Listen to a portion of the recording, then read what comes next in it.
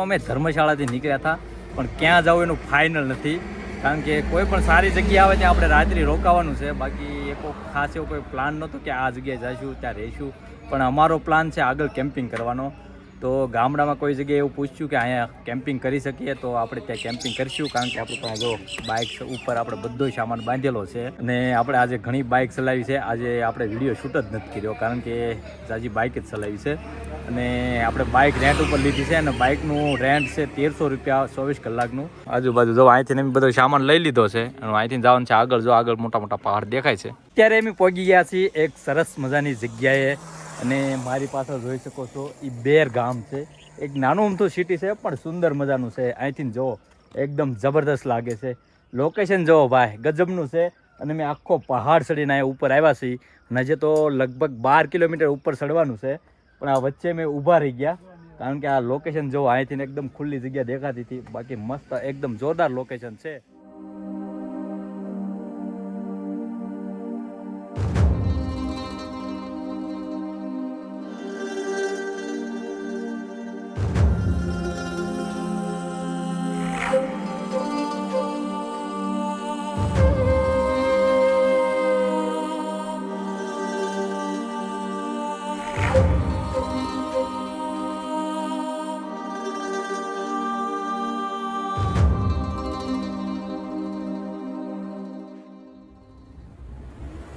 આજે આપણે કરવાનું છે નાઇટ કેમ્પિંગ.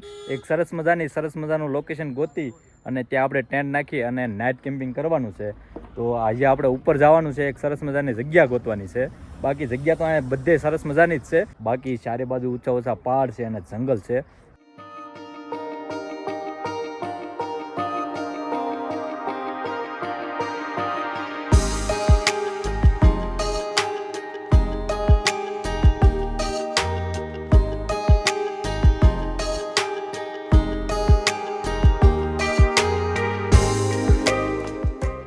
સાંજના 7 વાગ્યા છે પણ અત્યારનો વ્યૂ દેખો એક નંબર છે ભાઈ, કાંઈ ન ઘટે. બાકી લોકેશન એટલે લોકેશન છે. અહીંયા સુધી આવવાનો રસ્તો પણ એટલો જ ખતરનાક છે કારણ કે લગભગ અમે 10 કિલોમીટર એકદમ ઉપર જ ચડી હતી અને ચારે બાજુ એકદમ ગાઢ જંગલ છે. તમે જોઈ શકો છો કેટલું ગાઢ છે અને અત્યારનો નજારો જો સૂર્યાસ્તમનની તૈયારીમાં છે. થોડી વારમાં અંધારું થઈ જાય છે અને હજી અમારે અહીંથી ઉપર જવાનું છે અને ઉપર કઈ રીતની નાઇટ રોકાય એનો કોઈ પણ પ્લાન નથી. પણ હવે ઉપર જઈએ પછી ખબર પડે. અંધારું થઈ જાય પહેલાં આપણે ટેન્ટ ને એવું લગાવી દઈએ તો સારું કારણ કે આપણી પાસે લાઇટ નથી. તો લાઇટ મેં નીચે ગામમાં ગોતી પણ અમને કંઈ મળી નહીં. અહીંયાથી આપણે આગળ જવાનું છે પણ ઝાડ જુઓ, જંગલ એકદમ ગીચ, સૂર્યનો પ્રકાશ પણ નીચે ન જાય એટલા ઘટાદાર વૃક્ષો છે. જુઓ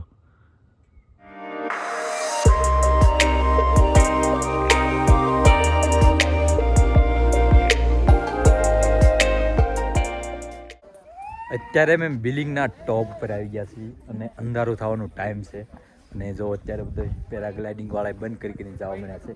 જો આ ભાઈ છે સીધા ગામમાં ઉતરશે, સીધા પેરાગ્લાઇડિંગ કરી નીચે ઉતરી જશે એના ગામમાં અને બાકી બહુ હાઈટ ઉપર છે. અને અત્યારે તો મને ફૂલ ઠંડી લાગવા મળી છે. બધા જો કોટ જેકેટ પહેરીને રખડે છે. અંધારું થવા મળ્યું છે એટલે આપણે ફટાફટ ટેન્ટની જગ્યા ગોતીને ટેન્ટ નાખી દેવાનું છે અને રાત્રે લાગવાની છે બહુ ઠંડી કારણ કે ઠંડી અત્યારે જ લાગે છે તો રાત્રે કેટલી લાગશે. અહીંયા ઉપર ટોપ ઉપર ખાસ એવું કાંઈ દુકાનો નથી. આ 2-3 નાના રેસ્ટોરન્ટો છે અને આ બીજા 1-2 કેમ્પ સાઇટ છે. બાકી બીજા બધા અત્યારે તો નીચે જતા રહેશે. તો આપણે અહીં કોઈક સારી જગ્યાએ ટેન્ટ લગાવી દઈએ. ઠંડી ન લાગે એવી જગ્યાએ ટેન્ટ લગાવવું પડશે. કશો ઊંચા પહાડ છે મસ્ત અને આ જગ્યા જો સામે છે ત્યાં આપણે ટેન્ટ લગાવવાનું છે.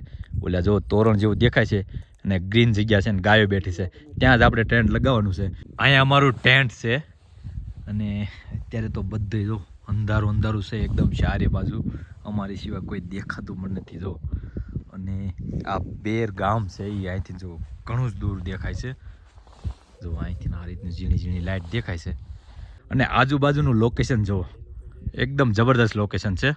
તો મિત્રો આજની જર્ની હું તમને બતાવું કારણ કે આજે મેં ધર્મશાળાથી સવારે નીકળ્યા ને એટલે અમારે ક્યાં જવાનું કોઈ નક્કી નહોતું કારણ કે ક્યાં જઈશું ક્યાં રોકાઈશું કોઈ ફાઇનલ અમે નહોતી કર્યું. ગામડામાં આટા મારતા થાય એટલે મેં ગામડામાં પૂછ્યું કે આજુબાજુ કંઈ ફરવાની સરસ મજાની જગ્યા જ્યાં કેમ્પિંગ નાઇટ કેમ્પિંગ થઈ જાય. કોઈ સરસ મજાનો આમ પહાડ હોય, ડુંગર હોય, જંગલ હોય, એવી સરસ મજાની એવી નેચરવાળી જગ્યા હોય. બેરથી નીકળ્યા બિલ્ડિંગ આવવા માટે પણ અહીંયા બિલ્ડિંગ પહોંચવા માટેનો રસ્તો હતો ને ભાઈ મેં મારી લાઈફમાં પહેલી વખત આવો રસ્તો જોયો અને પહેલી વખત મેં આવા રસ્તા પર બાઇક ચલાવી. જે રસ્તે મેં ચાલતા હતા ને એક રસ્તો એકદમ ઉપર જતો હતો અને બંને બાજુ એટલું બધું ગાઢ જંગલ હતું કે સૂર્યનો પ્રકાશ પણ અંદર નહોતો આવતો અને એકદમ સિંગલ પટ્ટીનો સાંકડો રસ્તો અને એકદમ હિલવાળું. જરાક પણ તમે ભૂલ ખાધી તો સીધા ખાઈમાં ગળી જાઓ. અને એ રસ્તો થોડો ઘણો નહીં પણ 20 કિલોમીટર સુધી આ રસ્તો અમે એવો કાપ્યો. આખો દિવસ તો અમને ગરમી લાગતી હતી પણ આ જેવા ઉપર આવ્યા ને એવી ઠંડી લાગવા મળી કે એની વાત પૂછોમાં. આ બધું અમે સાથે લાવ્યા હતા. અમને પહેલાં તો એમ થતું હતું કે આ બધું લાવીને ક્યાં વજન ઉસકાવી છે, પણ અહીંયા આવ્યા ને ત્યારે આનું મહત્વ સમજાણું કે આ બધું ન હોત તો અમારું શું થાત. કારણ કે જેવા ટેન્ટની બહાર જઈને એકદમ ઠંડી લાગે છે, હાથમાં પણ ઠંડી લાગે છે. તો આ હાથના મોજાએ પહેરી લીધા કે અમે જે જગ્યાએ છે ને એની ઊંચાઈ છે 8000 ફીટ અને નાસ્તો તો આપણી પાસે છે. પણ અહીંયા જે અમને મિત્રો મળ્યા હતા એ અહીંયા રહે છે, બંને જણા છે પતિ પત્ની. એને અમને કીધું કે તમને અમે જમવાનું બનાવી દઈશું. તો અમે કીધું કે અમારું જમવાનું તમારી સાથે, પણ તો એ લોકોએ કીધું કે તમે અહીંનું ટેસ્ટ કરો કે અહીંનું લોકલ ફૂડનું. તો અમને પણ એમ થયું કે ચાલો આપણી પાસે તો આપણો જમવાનું છે છતાં પણ અહીંનું લોકલ ફૂડ શાખવી. કારણ કે આપણે બધે અલગ અલગ જગ્યાએ ફરતા હોય તો અલગ અલગ જગ્યાએ આપણે અમુક ફૂડ છે અમુક જગ્યા છે એવું બધું અલગ અલગ એક્સપેરિમેન્ટ કરવું પડે. તો આપણે એ જમવાનું થોડું ઘણું આપી જશે તો એ પણ જમશું. અને આપણે ભાવનગરથી આપણું જમવાનું તો ભાવનગરથી લાવ્યા છે. એક સરસ મજાની વાત એ કહું કે અહીંથી પેરાગ્લાઇડિંગ થાય છે. જાણવા મળ્યું છે કે આ ઇન્ડિયાનું સૌથી હાઈએસ્ટ પેરાગ્લાઇડિંગ છે. તો એ પણ આપણે પેરાગ્લાઇડિંગ સવારમાં કરવાનું છે. અહીંથી નીચેનો વ્યૂ છે ને એકદમ જબરદસ્ત છે અને આપણે પેરાગ્લાઇડિંગની જે મજા લેવાની છે. કારણ કે આપણે એટલી બધી ઊંચાઈથી પેરાગ્લાઇડિંગ કરશું તો થોડુંક મને અત્યારે પણ ડર લાગે છે, પણ બાકી આ નજારો જોઈને તો એમ લાગે કે નહીં આ બધું કરવું જોઈએ. ઘણા લોકોએ કોમેન્ટ કરી છે કે અમુક વસ્તુમાં કે આ કઈ રીતનું છે, ખતરનાક છે, આવું છે, ફલાણું છે. તો એવું બધું ડર અને ખતરનાક તો હોય પણ થોડીક આ બધી મજા લેવા આ બધું થોડુંક સાઈડમાં રાખવું પડે. આ જિંદગીની મોજ છે, થોડીક આવો એક્સપિરિયન્સ કરવો પડે, એની તો આ મજા છે. તો જો અત્યારે તમે આ એક્સપિરિયન્સ કરીએ છીએ, દૂર દૂર સુધી જંગલ જ છે, કાંઈ નથી, કોઈ હેલ્પ વાળું નથી, છતાં પણ જો અહીંયા આરામથી આ મજા લઈએ છીએ. જમવામાં જો મિક્સ સબ્જી છે અને રોટલી છે અને આપણી પાસે ઘેરે લાવ્યો નાસ્તો છે, સવાણું છે, ગાંઠિયા છે અને ઘણી બધી વસ્તુ અંદર છે. શાક અને રોટલી એક અહીંથી એક મિત્ર આપણો બની ગયો છે, એ આપણને દઈ ગયો છે. જો અહીંયા એક જમવાની અલગ મજા છે, કારણ કે આવી જગ્યાએ તમે ક્યારે લગભગ ભાગ્યે જ જમવા આવશો. તો અત્યારે જો ટેન્ટની અંદર બેઠા છીએ, બહાર ઠંડી લાગે છે એટલે અમે ટેન્ટની અંદર જમવા બેઠા, બાકી તો ખુલ્લા વાતાવરણમાં જમવા બેઠ. તો ચાલો અહીંયા જમવાની મજા કેવી આવે જો.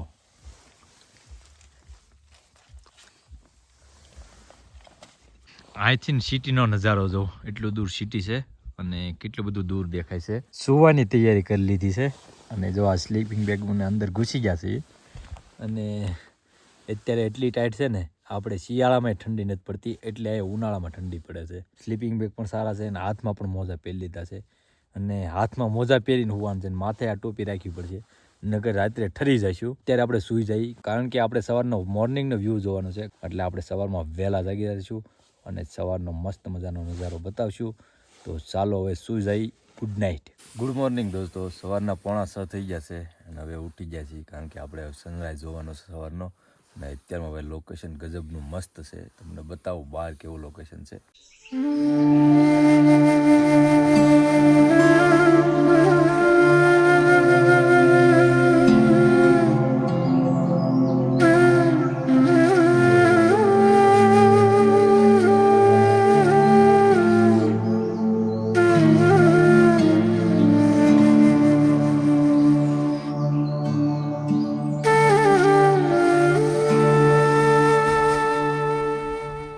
મિત્રો અત્યારનો નજારો જોવો, બાકી ગજબ.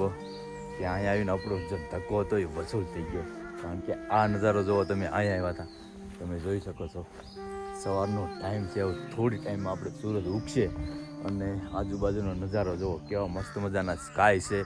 અને આ બાજુ તો જો વરસાદ આવે એવું વાતાવરણ છે, કારણ કે અહીંયા વરસાદ ગમે ત્યારે આવી શકે છે, કારણ કે બહુ હાઈટ ઉપર આપણે અત્યારે છીએ અને એકદમ ઠંડુ ઠંડુ મસ્ત વાતાવરણ છે. સમજો, અને પક્ષીઓ ઉડે છે, કાગડા વધારે છે અહીંયા, ખાસ કરીને અહીંયા નીચે આખું જંગલ છે અને ઉપર કેવા સરસ મજાના જો સ્કાય, વાદળા કેવા સરસ મજાના છે. અને આ બાજુ તો આમ એવું લાગે છે કે વરસાદ આવતો હોય એવું છે.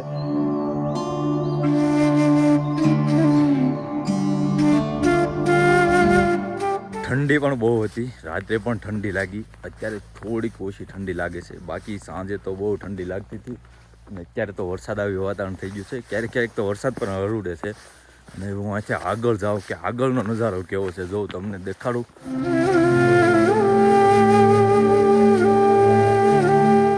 આગળની તરફ જો, અહીંથી ટોપ ઉપર જાઓ, કારણ કે ત્યાંથી બધી સારી બાજુ દેખાશે.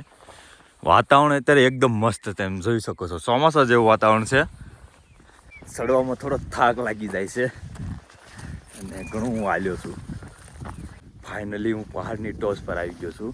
આગળ પણ જે ટોચ છે, પણ અહીંયા લગભગ સૌથી ઊંચો આવી ગયો છું. આગળ પેરાગ્લાઇડિંગ થાય છે. થોડો થાક લાગી ગયો. વરસાદ હરોડે છે જો, તો મને એમ લાગે છે આગળ વરસાદ પણ હોઈ શકે છે. બાકી મારી પાછળનો નજારો જુઓ, એકદમ જબરદસ્ત, કાંઈ ન ઘટે.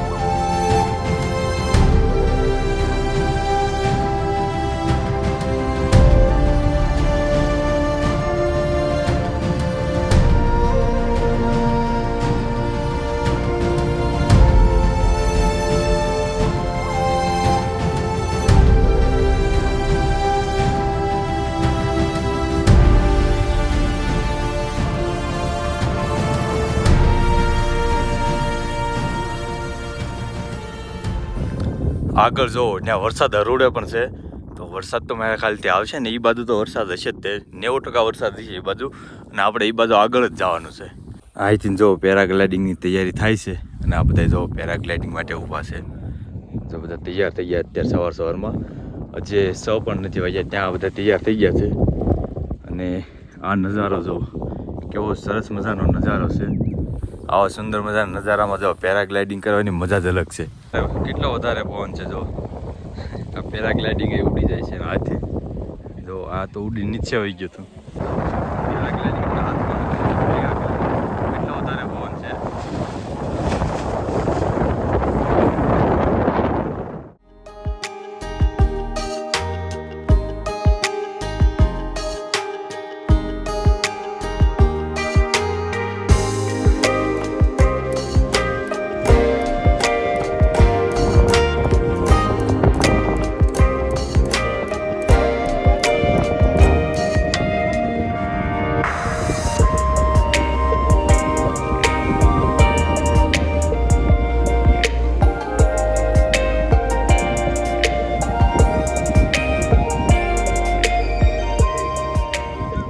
સવારના 8 વાગ્યા છે અને અત્યાર સુધી તમે આ નજારાનો આનંદ લીધો. મસ્ત મજાનો, આમ સુંદર મજાનો નજારો છે. ચારે બાજુ જબરદસ્ત લોકેશન છે. એમાંય તે સવારમાં તો બહુ મજા આવે. ને હવે લાગી છે ભૂખ, તો હવે આપણે બનાવશું મેગી.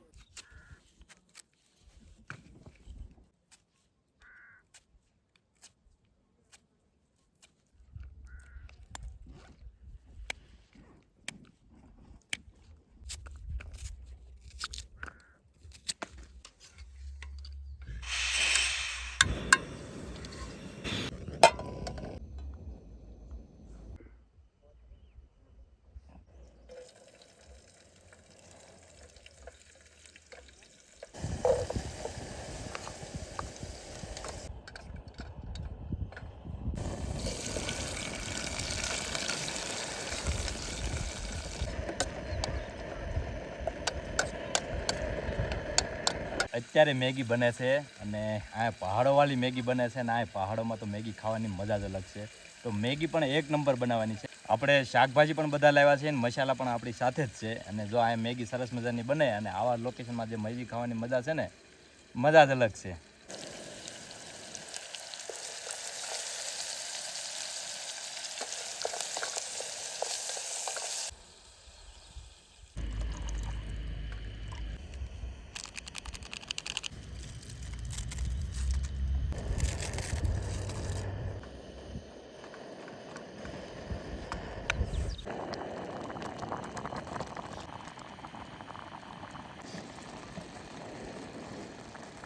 મેગી તૈયાર થઈ ગઈ છે અને હવે મેગી ખાવાનો આનંદ લઈએ આ પહાડોમાં.